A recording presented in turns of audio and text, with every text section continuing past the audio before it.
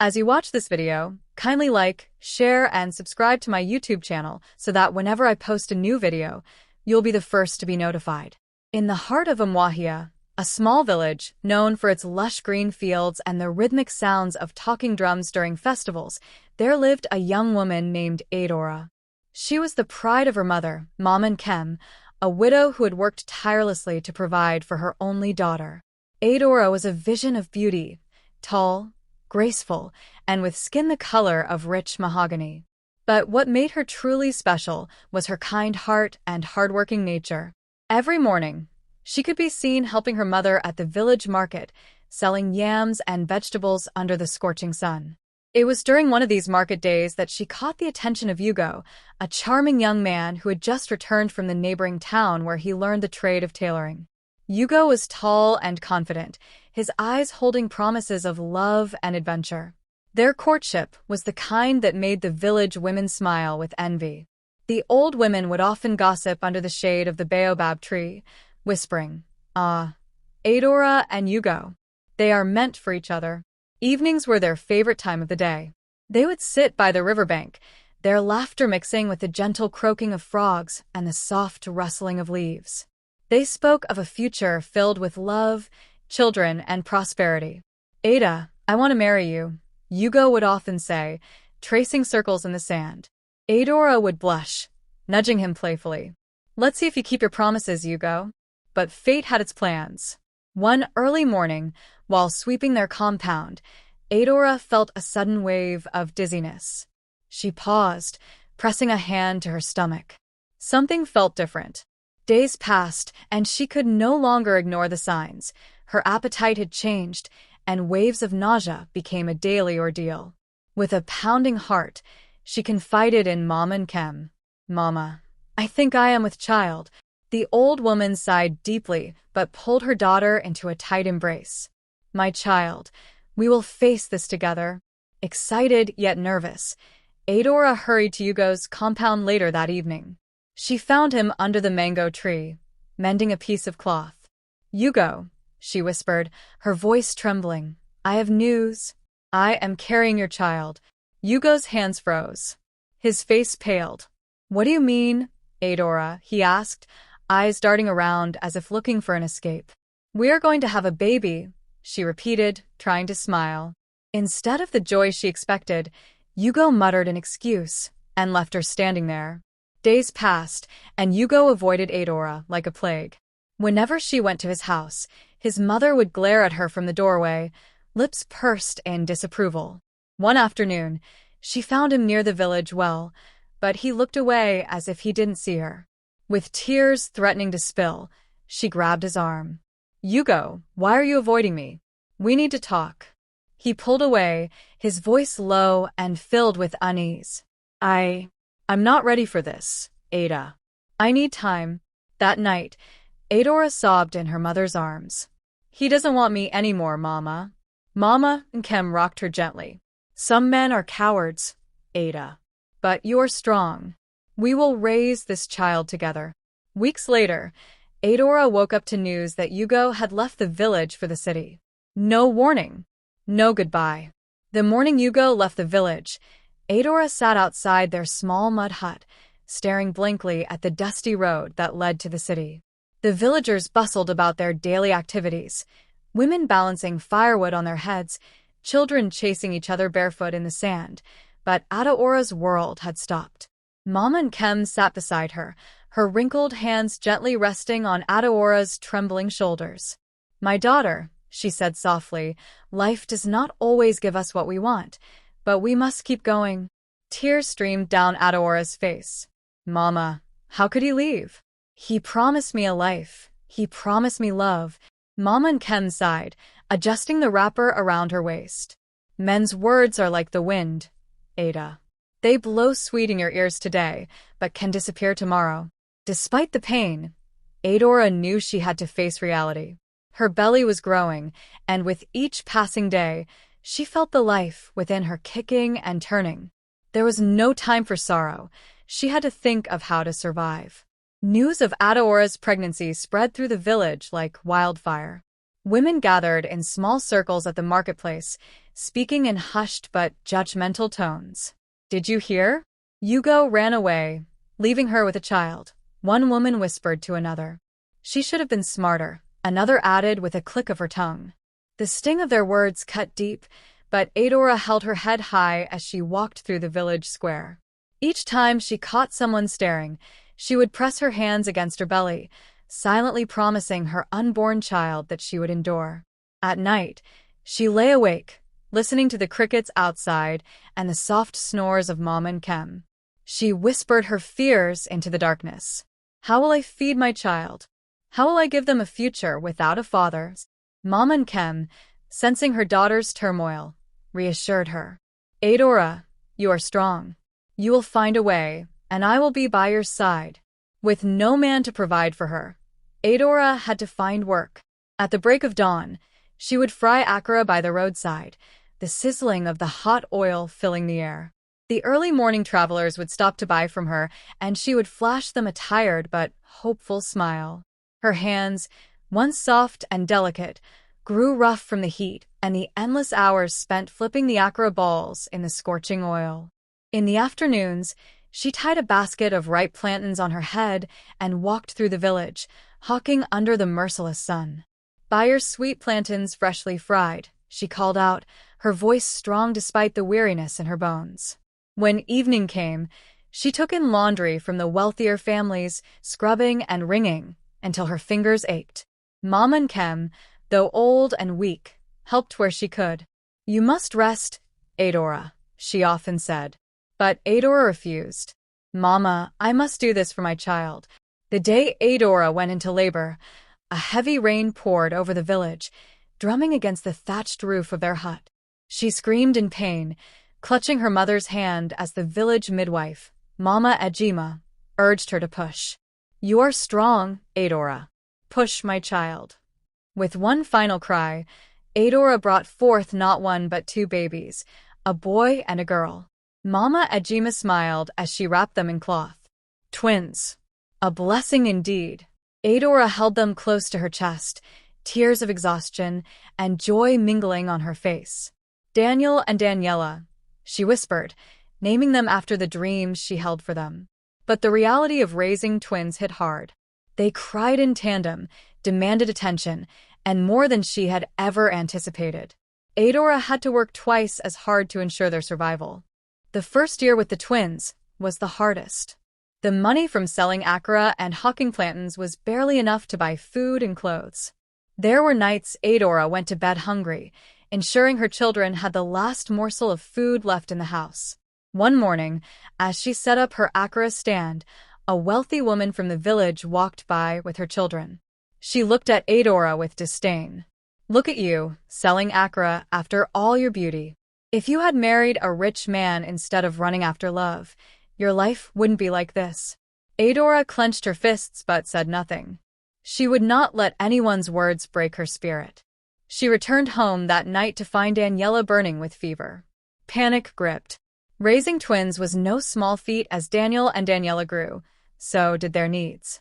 Food, clothes, school fees. Each expense weighed heavily on adaora's shoulders. Mornings began before the first rooster crowed. Adaora would rise quietly, careful not to wake the twins, and make her way to the kitchen. The smell of frying akara filled their small hut as she prepared for another long day. By the time the sun peeked over the horizon, she would already be at her roadside stall, calling out to passers-by. Fresh akara. Hot akara. Some days were good. Others were painfully slow. On those slow days, adaora's heart ached with worry. How would she buy exercise books for Daniel? How would she afford Daniela's school shoes? After akara sales in the morning, she would rush back home to check on the twins before picking up her plantain basket and heading into the village. Under the blistering sun, she walked barefoot, hawking her goods to anyone who would listen. In the evenings, the laundry work awaited her. One night, exhausted beyond measure, she slumped onto the wooden stool outside their hut. Mama and Kem watched her silently, then spoke, her voice soft but firm. "Adaora, you are wearing yourself thin. Rest, my child." Adaora shook her head. "Mama, I cannot rest. Not when my children need me. She gazed into the darkness, determined that no matter how hard things became, she would never fail her twins. Daniel was different from most boys in the village. From a young age, his eyes held an insatiable curiosity. While other boys played by the river, Daniel sat under the mango tree, poring over his schoolbooks. "Mama, how do people become doctors?" he asked one evening as Adaora folded freshly washed clothes. She smiled, wiping sweat from her brow. "Doctors study hard, my son. They help people when they are sick." Daniel's face lit up. "I want to be a doctor, Mama. I want to help people like you." Adaora's heart swelled with pride, but worry followed closely behind. Becoming a doctor required money she did not have. But she vowed to do whatever it took to make Daniel's dreams come true. Daniela, on the other hand, was equally ambitious, but in a different way. She had a sharp mind for business and often helped her mother count her daily earnings. "Mama, you should sell more plantains during the festival," Daniela suggested one evening. "People will buy more." Adaora laughed. "Ah, my daughter, you have a good head for trade." Even at such a young age, Daniela showed an understanding of the world beyond her years. As the twins progressed in school, Adaora faced a new challenge: school fees. Secondary education in the village was expensive, and the thought of keeping them both in school brought constant worry. One afternoon, Adaora visited the headmaster, Chief Nuokoro, hoping to negotiate the fees. "Please, sir," she pleaded, "I just need more time." Chief Nuokoro, a stern man with a soft heart, sighed. "Adaora, I understand your struggle, but education is not free." Tears welled in her eyes, but she nodded. "I will find a way." That evening, she took on more laundry jobs, scrubbing furiously, her hands raw from the harsh soap. As she worked, she whispered to herself, "For my children, I will endure anything." The village festival was a grand event, filled with music, dance, and colorful attire. It was a day the children loved, but for Adaora, it was another opportunity to make money. While others danced, she fried akra under the baobab tree. Daniela helped her with sales while Daniel stared longingly at the games his friends played. "Mama, can I go play for a little while?" he asked. Adaora hesitated. "Only for a little while, my son." As she watched him run off, her heart ached. She wished she could give him a better life, a life where he could enjoy his childhood without worry. But the joy was short-lived. As the sun began to set, Adaora overheard a group of women gossiping nearby. "That one woman whispered, nodding in Adaora's direction, "raising children without a father. It's a pity." Adaora clenched her fists but kept her head high. Years passed, and Daniel's determination to study medicine only grew stronger. He spent late nights reading by candlelight, his eyes scanning the old textbooks he had borrowed from the village library. One evening, he approached his mother with a serious expression. "Mama, I want to study in England," he said. Adaora's eyes widened. "England? My son, that is far away." Daniel nodded. "Yes, Mama, but I've read about scholarships. If I can win one, I can go." Hope flickered in Adaora's heart. Though it seemed impossible, she saw the fire in her son's eyes. "We will pray for it, my son," she said. "And I will support you." Daniel wrote countless letters to universities abroad, seeking scholarships. Each rejection letter crushed his spirit, but he refused to give up. Months turned into years, and the rejections piled up. Adaora watched him grow more frustrated. "Mama, what if it never happens?" he asked one day, his voice thick with despair. She cupped his face gently. "Daniel, good things take time. Keep trying."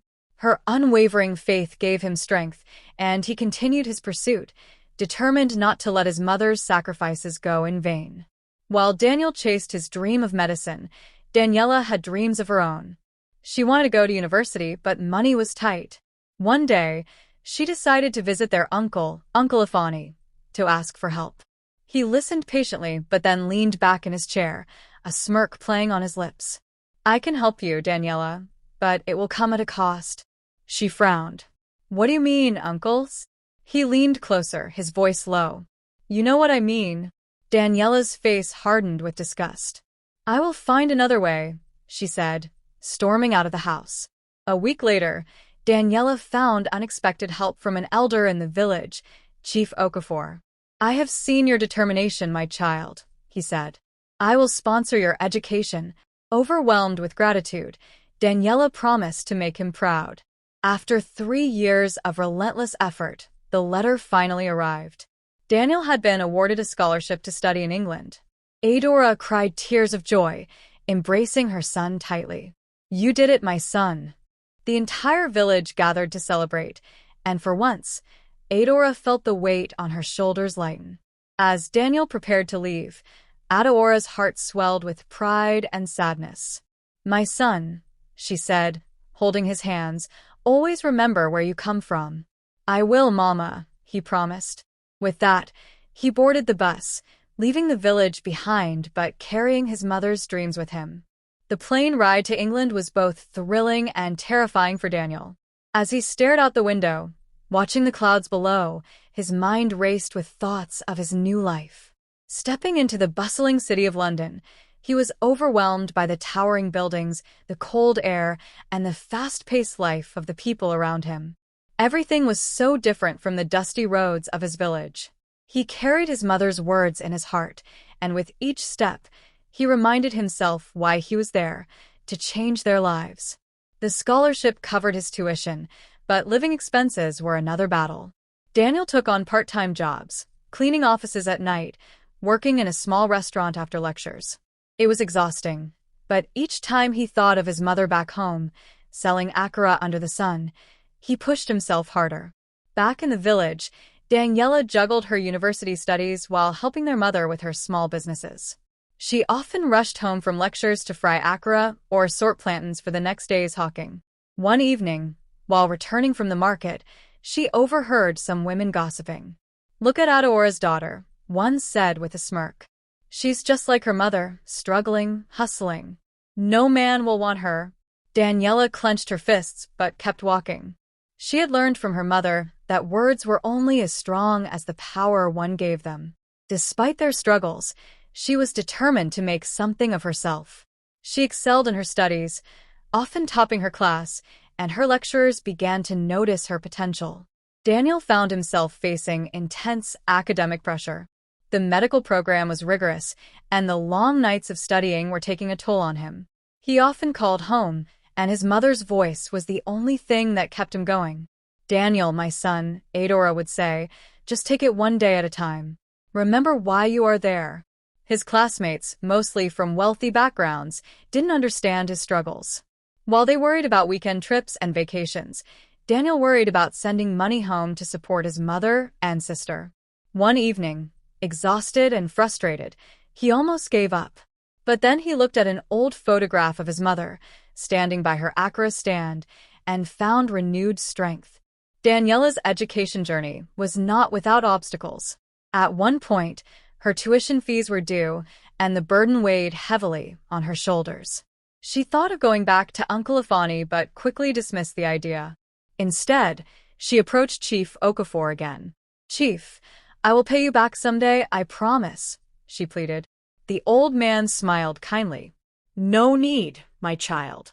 Just make something of yourself.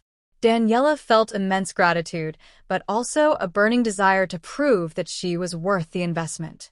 In his second year, Daniel got the opportunity to observe his first major surgery. As he stood in the operating room, dressed in scrubs, he felt a mix of excitement and fear. The precision of the surgeons, the sterile environment, the sound of beeping machines, it was all surreal. Afterward, he called his mother. Mama, I watched a real surgery today. Adaora's voice was filled with pride. God is good, my son. I always knew you would do great things. Inspired by her mother's struggles, Daniela started a small business on campus. She sold snacks and handmade crafts to her classmates, using the profits to support her studies. Her business since blossomed, and soon she was making enough to contribute to the household expenses. Adaora watched her daughter with admiration, knowing that her children were becoming everything she had hoped for. One day, Adaora was frying akara when she heard a familiar voice behind her. Adaora, the voice called softly. She turned and saw Hugo, the man who had abandoned her all those years ago. He looked older, worn out by the years, but the guilt in his eyes was unmistakable. "What do you want, Hugo?" Adaora asked, her voice steady but cold. "I came to see my children," he said hesitantly. Adaora's heart hardened. "They are not your concern." She sent him away, unwilling to let him disturb the peace she had built. As Daniel approached his final year, he worked even harder. The thought of going home as a doctor fueled his determination. He wrote letters to his sister often, encouraging her to keep going, reminding her that their dreams were valid. His professors commended his work ethic, and his peers respected him. For years passed, and Daniela finally graduated with honors. The entire village celebrated, proud of the young woman who had defied all odds. Chief Okafor, her sponsor, smiled proudly as she thanked him publicly. "You have made me proud, my daughter," he said. Daniela secured a job in a reputable company in the city, marking the beginning of a new chapter in her life. Daniel finally returned home after 4 years, stepping off the bus in his neatly pressed suit. Adaora and Daniela waited eagerly, tears streaming down their faces as they embraced him. "My son, you are a doctor now," Adaora whispered, pride evident in her voice. The entire village came to see the boy who had gone to England and returned a man. Not long after Daniel's return, Hugo's sister came begging for help. "Please, Daniel," she pleaded, "your father is very sick. Only you can save him." Daniel felt no sympathy. "He abandoned us when we needed him the most. Now you want my help." But Adaora and Daniela begged him to reconsider. "Forgiveness is a gift you give yourself," Adaora told him. Daniel struggled with his emotions, but ultimately agreed to treat his father. As he examined the frail man lying in bed, he felt a mixture of anger and pity. In the days that followed, he provided the best care possible, ensuring Hugo regained his health. As Hugo recovered, he wept bitterly, apologizing to Adaora and the twins. "I was a coward," he admitted. "I don't deserve your forgiveness." It took Daniel a long time to forgive, but with his mother's guidance, he finally did.